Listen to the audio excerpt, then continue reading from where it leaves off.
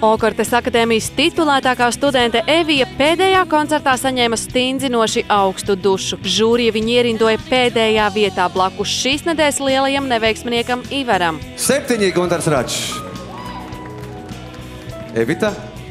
Nav tādas atzīmes. 6.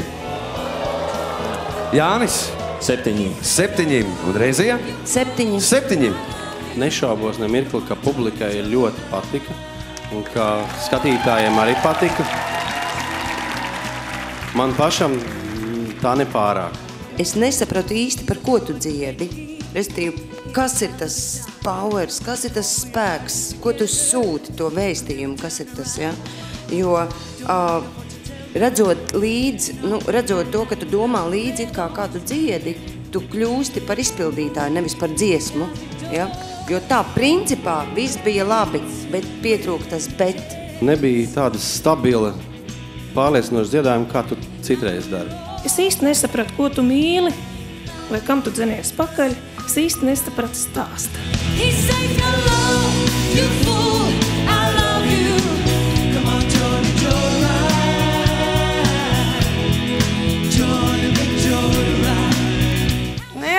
Sākums, pirmā puse bija tāda, man likās, ka nav tik traki, kā es biju domājis.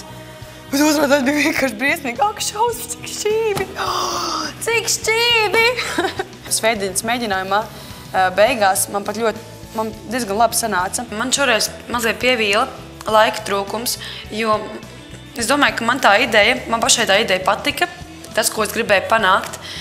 Vienkārši tas viss varbūt nenostrādāja, jo bija mazliet laika trūkums. Ko tu mainītu, ja tev būtu vēl nespēja?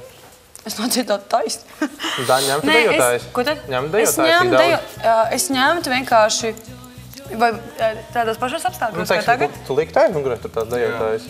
Man liekas, viņas reāli nevajadzēja aizmugurēt, tev pietika to, kas bija centrāla apļa un viss. Uzreiz pēc nodziedāšanas man bija diezgan slikta sajūta, bet vispār man diezgan labs. Es kaut kā vakar baigi labi sajūtos īstenībā. Beigās jutos pat ļoti, ļoti labi. Kaut kā aizdomājos vispār par dzīvi šeit.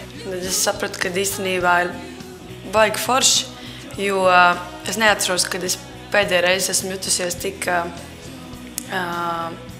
īpaša un kad man ir bijis tik daudz mīļumu, kā ir šeit.